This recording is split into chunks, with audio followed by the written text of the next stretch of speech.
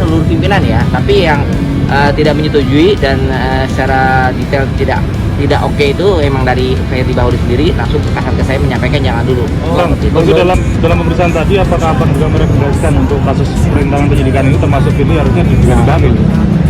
Dia ada salah satu poin saya menyebutkan emang ada keterlibatan Firly Bahuri sendiri. Dan ditanya nggak apakah perlu dipanggil itu? Mungkin nanti kalau Abang menyampaikan itu nggak ke penyidik? Saya sampaikan emang ada perintangan dari Firly Bahuri itu sendiri. Biarpun emang perannya dari Kasatgas saya ada, tapi kan itu saya rasa emang ada indikasi dari perintah dari Ex-penyidik KPK Ronald membeberkan peran Firly Bahuri dalam hambatan kasus Harun Masiku.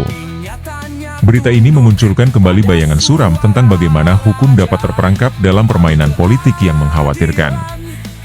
Jika benar Firly Bahuri menghalangi penggeledahan DPP PDIP, maka ini bukan sekadar insiden, melainkan tamparan keras bagi upaya pemberantasan korupsi di Indonesia. Bayangkan, lembaga anti rasuah yang seharusnya tak gentar justru diduga terseret dalam tarik-menarik kepentingan politik. Penetapan Hasto Kristianto sebagai tersangka, meski terlambat bertahun-tahun, membawa harapan kecil bahwa era baru KPK mungkin mulai menegakkan keberanian dan integritas. Namun, harapan itu hanya akan bermakna jika Harun Masiku, yang entah bersembunyi di mana, akhirnya ditemukan dan diadili. Sampai saat itu terjadi, cerita ini tetap akan menjadi simbol bagaimana kekuasaan bisa mematahkan hukum, bahkan di depan mata publik. Jika KPK Jilid ke-6 ingin benar-benar mengembalikan kepercayaan publik, mereka harus melangkah tanpa kompromi. Pertanyaan besar sekarang, apakah kita benar-benar melihat babak baru, atau ini hanya potongan drama lama dengan wajah berbeda? Waktu yang akan menjawab, tetapi rakyat Indonesia tidak boleh berhenti menuntut transparansi dan keadilan. Mantan penyidik Komisi Pemberantasan Korupsi, KPK, Ronald Paul, mengungkapkan sejumlah fakta baru yang mengejutkan terkait hambatan dalam pengusutan kasus suap penetapan anggota DPR 2019 hingga 2024. Dalam pernyataan terbarunya usai diperiksa sebagai saksi oleh penyidik KPK, Ronald menyoroti peran mantan Ketua KPK Firly Bahuri dalam upaya menghalangi penyidikan, khususnya penggeledahan kantor Dewan Pengurus Pusat, DPP, Partai Demokrasi Indonesia Perjuangan, PDIP, di Menteng, Jakarta Pusat, pada tahun 2020. Penetapan Hasto Kristianto dan Doni Tri Istiqomah sebagai tersangka. Ronald memberikan keterangan setelah dimintai sekitar 20 pertanyaan terkait keterlibatan Sekjen PDIP Hasto Kristianto dan kader PDIP sekaligus advokat Doni Tri Istiqomah dalam kasus suap yang melibatkan Harun Masiku, yang hingga kini masih berstatus buron. Menurut Ronald, Hasto telah diusulkan menjadi tersangka sejak 2020 hingga 2021. Tetapi hal tersebut baru terrealisasi di bawah kepemimpinan KPK Jilid ke-6, yang kini dipimpin Setio Budianto. Penetapan Hasto sebagai tersangka diumumkan pada 14 Desember 2024, setelah rapat ekspos yang melibatkan pimpinan KPK dan pejabat struktural Kedeputian Penindakan dan Eksekusi. Hasto diduga terlibat dalam penyuapan terhadap anggota Komisi Pemilihan Umum, KPU, Wahyu Setiawan pada 2020 bersama Harun Masiku dan Doni Tri Istiqomah.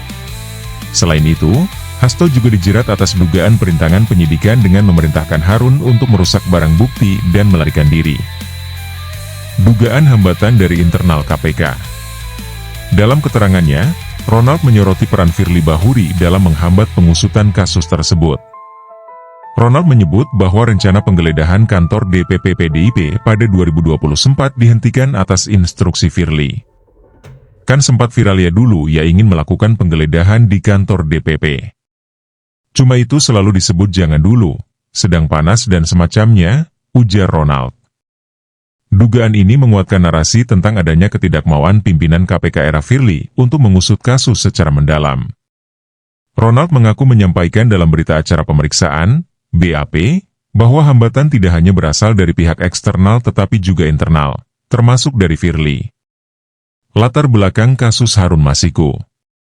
Kasus suap ini bermula pada 8 Januari 2020, ketika KPK melakukan operasi tangkap tangan, OTT, yang menetapkan 4 tersangka, anggota KPU Wahyu Setiawan, anggota Bawaslu Agustina Tio Fridelina, Saiful Bahri, dan Harun Masiku. Namun, Harun berhasil melarikan diri setelah menerima informasi untuk merendam ponselnya di dalam air dan kabur. Ronald menyebutkan bahwa perintah tersebut berasal dari Hasto melalui salah satu pegawainya.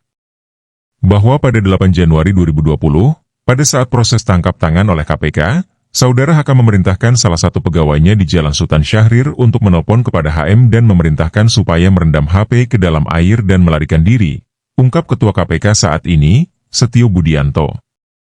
Pergantian kepemimpinan di KPK.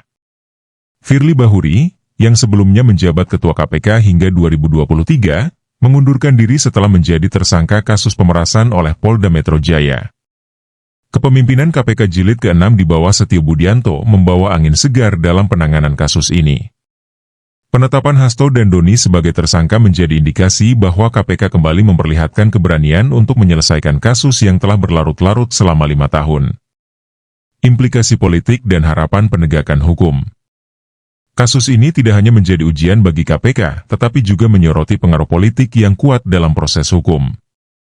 Dengan ditetapkannya Hasto sebagai tersangka, perhatian publik ini tertuju pada langkah-langkah berikutnya dari KPK, termasuk upaya menangkap Harun Masiku yang hingga kini masih buron. Kami harap dengan kepemimpinan yang baru, KPK dapat menyelesaikan kasus ini tanpa intervensi politik dan menunjukkan keberpihakan pada penegakan hukum yang adil, ujar Ronald. Sementara itu, para pengamat menilai bahwa momentum ini adalah kesempatan bagi KPK untuk merehabilitasi citra dan kepercayaan publik yang sempat menurun. Langkah berani untuk menetapkan nama-nama besar sebagai tersangka diharapkan menjadi sinyal bahwa tidak ada yang kebal hukum di Indonesia.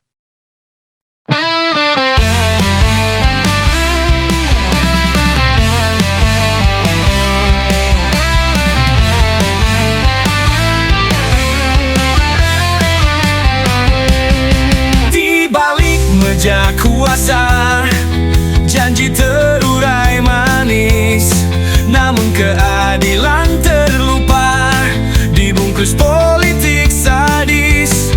Langkah menuju kantor megah, dihentikan di tengah jalan.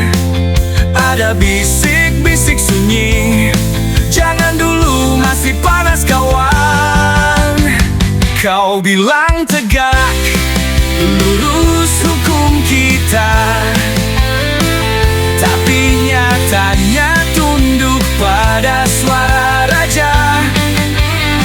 Pang keadilan tak lagi bergaung, yang kuat melenggang, yang kecil terkurung.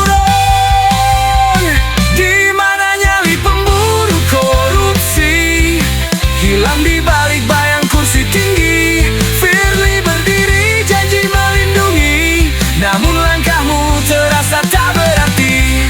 Ada nama-nama besar yang selalu luput, meski bukti di tangan, kau pilih bungkam mulut.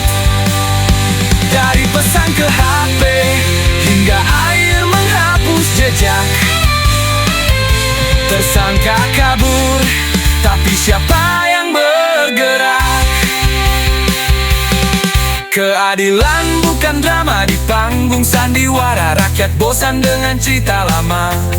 Saat Hasto ditetapkan, akankah ini akhir atau sekadar ilusi di tahun yang getir? Di mana nyali pemburu korupsi,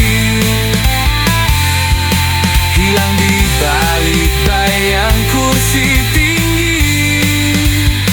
Firly berdiri, janji melindungi, namun langkahmu terasa tak berarti. Oh wahai pemimpin baru, jangan ulangi cerita